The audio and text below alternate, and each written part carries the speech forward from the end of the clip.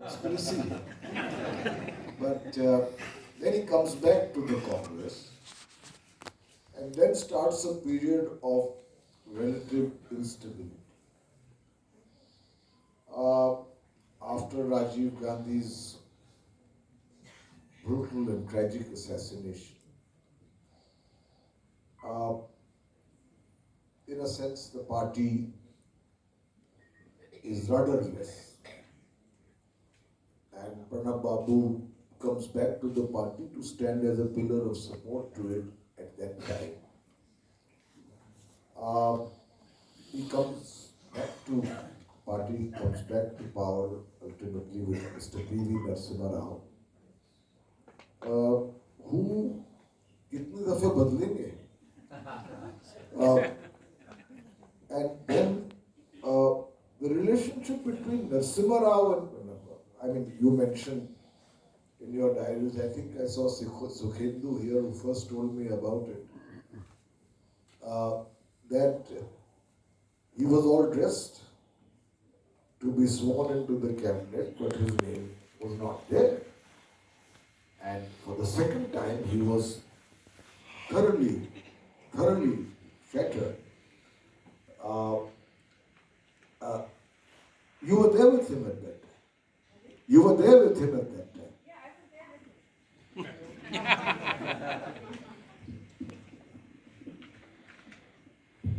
I mean, to be very honest, I don't remember being with him, but yes, of course, we were in the same house. And he was very upset. And in fact, because he considered P.V. Narasimha Rao, a friend. I mean, not just a political colleague, but as friend, because their relationship goes back many years. And next day, P.V. Narasimha Rao called him, and he didn't want to go. But I think if Kundu Shekhar Rao is here somewhere. Okay, so and we call him Buluda. So Buluda was very close. Yes, he was very close to my father in those days. So he and my mother prevailed upon him to go and meet him, and Narasimha Rao ji gave him the responsibility, asked him to become the deputy chairperson of the planning commission. And Baba said, I'll think about it. He said, you can think as much as you want, but you have to join on Monday. So. So that relationship went well. Because time is short, I want to take you to some of the pivotal and more controversial issues. His relationship with Sonia Gandhi. At one level, it stabilized. She began to depend upon him. But at two crucial moments, I'll come to Rahul Gandhi after this. But at two crucial moments, I think he records and says candidly that the trust deficit is a factor. Now, it's a great mystery to me that this trust deficit continued over generations. And there was Rahul Gandhi and Rajiv Gandhi who internalized it but later admitted that he was wrong. How did it continue with Sonia ji? Well, it's the same generation. They were husband and wife. Yeah, but do you think that? Well, it is absolutely possible that this will continue because husband-wife, it's a very close relationship, and obviously they would influence each other. And as I said, that anybody again who has worked with my father, they knew that he had a very assertive personality and a mind of his own. Having a mind of his own is okay, but having a mind of his own combined with a lethal combination of political knowledge and understanding, experience, expertise of governance, understanding of politics, those kind of people will never toe the line blindly. So, in fact, once much later, I asked my father about it, that whether it is why because of this trust deficit. So he said that everybody in the cutthroat world of politics, everybody tries to safeguard their own interest, and Sonia ji was trying to safeguard her own and her family's interest. And so did they consider him a threat? And yeah, when I asked him that would you have posed that threat to her? So he said that whether I would or would not have is not the question. But she thought that I might have challenged her authority. So what's there to argue about it? I mean, you know my Baba, how could he could cut short an argument whenever he wanted to. So I think it is fine, because in that sense, I mean, nobody, perhaps Soniaji definitely trusted him enough to give him enormous responsibility, respect in UPA 1, UPA 2, because without a great degree of trust, she wouldn't have done that. So, trust deficit. I mean, and another thing, I realized reading his diaries. Firstly, it is just totally from the perspective of one person. There could be many other uh, perspectives. Others will have their own stories to tell. But one thing I realized that, like there are nothing black and white. There are many shades of grey, and not only just in politics, in our lives also. So when we talk about trust deficit, so it's not that Sonia ji did not trust him at all, because otherwise she would not have given him so many responsibilities, and he would not have been able to assume such role what he did, the kind of power that he exercised in UPA and UPA 1 and UPA 2. But as far as giving the final position of prime ministership. Why Sonia ji chose Dr. Manmohan Singh? That is an answer only she can answer. But this also could be that, I mean, she perhaps felt that Baba is going to challenge her authority in some way or the other. So these are all speculations. The final answer, the true answer, can be only be given by Sonia Gandhi. So all this trust that you mentioned that he had, well, it was pretty obvious he had a key role in government, was part of a collective, properly wrapped, ribbon consolation prize. What consolation prize? I'm sorry. And all this collective responsibility. No, I don't think so. I don't. Because she chose Dr. Manmohan Singh over him, and a lot of people felt I don't see it as a consolation prize at all. Because being the defense minister, being the finance minister, being the external minister, being head of so many GOMs, and finally being the president of India, it's definitely not. No, let's not come to the president of India yet. So all these key responsible positions, I mean, they can't be called consolation prize. And let's also be very clear. It is not that my father did not deserve it.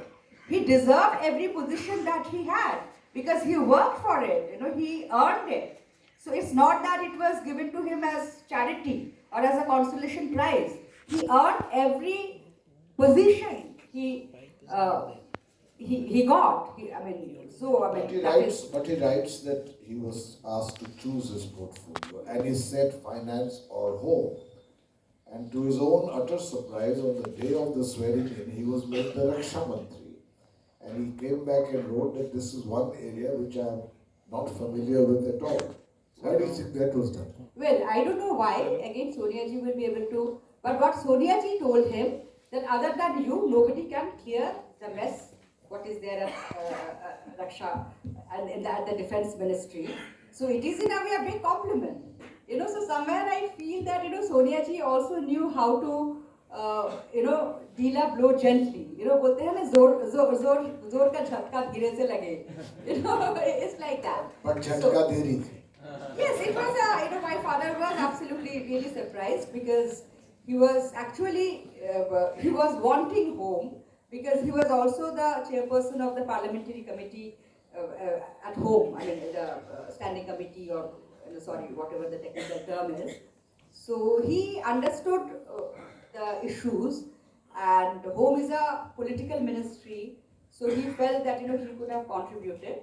But anyway, after he became defense minister, I think he really enjoyed that because defense itself is like a different kingdom of its own. So he really enjoyed that also.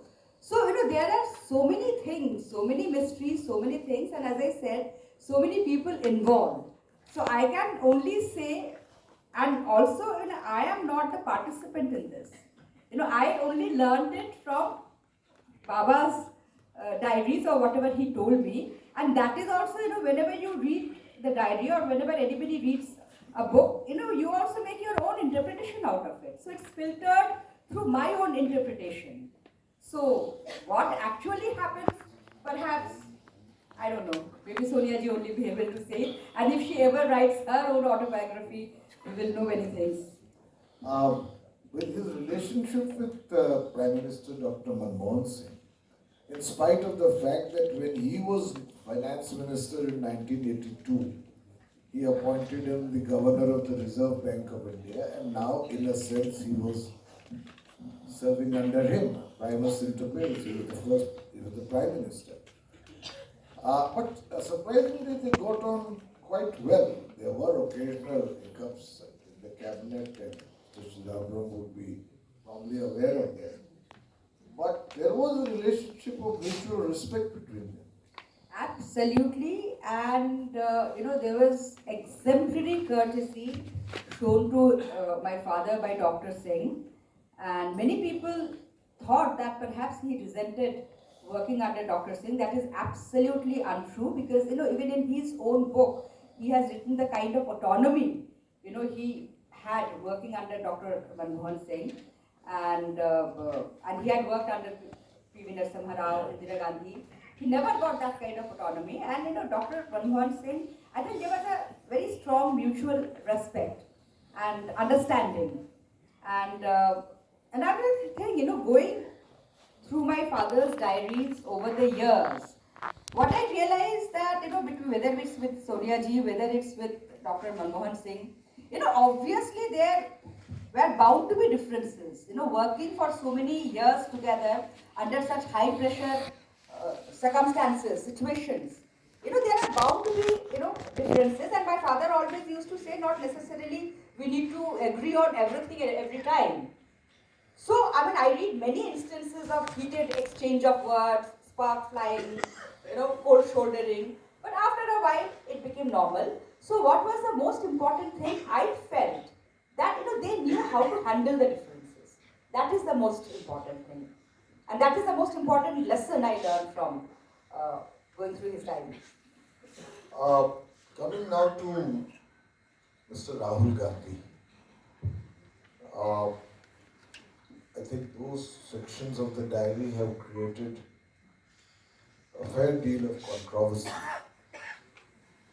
Let us begin with the time when he barged into a press conference by Mr. Ajay Markam and told an ordinance passed by the cabinet saying this is utter rubbish. I think your father's reaction was one of complete shock, even anger. And he asked the question, who does he think he is to assume to himself this kind of theatrical arbitrariness? You were absolutely right, and I was the unfortunate one to give him the news. And after a long time, I saw my father getting so angry, and he started shouting at me as if I trashed ordinance. So, the point of it that Rahul Gandhi was not a member of the cabinet. It was his government. The Prime Minister was abroad. So I think anybody would agree that it was an extremely, not only a very, very immature act politically, but also an extremely arrogant act. To trash a decision of the cabinet. While the Prime Minister was And even if the Prime Minister was in the country, he's being outside, that added a different dimension, a much graver dimension. But actually, who was he, other than being Rahul Gandhi, who was he to trash a cabinet in public? Within party forum, he could have said anything. And if he had the political maturity, if he had the political, if he had that logical mind, why couldn't he convince his party colleagues not to go for the ordinance? And to be very honest, principally my father was also against the ordinance, and he asked his former colleagues, and that, what is the rush? He wanted that ordinance in such a grave matter, it should be brought by proper, discussion through the forum of the parliament. So, but the way Rahul Gandhi did it, I think, he was right, totally right in, questioning, and he wrote in his diary that day that this boy has got all the arrogance of his Gandhi Nehru lineage without their political acumen. So, he also has written separately that politically he is immature. He has also said that he seems to have the wrong people around him, a phrase I used earlier of a ruthless coterie. He's also said that once when he came to see him in the morning when his appointment was in the evening, and then gave the excuse that his office had mixed up the timings. He apparently told you that a person who cannot make the difference between AM and PM, how will he run the PM? He said if Rahul's office can't differentiate between AM and PM, how do they hope to run PMO one day? So, I mean, it is, it's a funny story in the sense, but it is also not funny because, somebody was coming to meet the President of India. And his office, it's not Rahul Gandhi's fault, but his office should have been very careful in terms of giving him the right time. And so that is, that I think it makes a point. And so to be very honest, I don't think during UPA 1, UPA 2, or even in presidential years, he had too much of interaction with Rahul because there are very few references of He has to come to see him. Sometimes. But he wrote that Sometimes. his attention span was limited. Yes, he said that he is full of questions, but he very quickly jumps from one topic to another. And I don't know how much he is understanding or observing. And another interesting point he made in 2014, but again I think I'm giving too much, So he felt that Rahul perhaps lacked a killer instinct and also a kind of distance from the party, which he felt was something not right. And contributed to the BJP. Now we come to the last part, which is the presidential years. Was Pranab Babu, I want a candid answer, the first choice of the person who made these decisions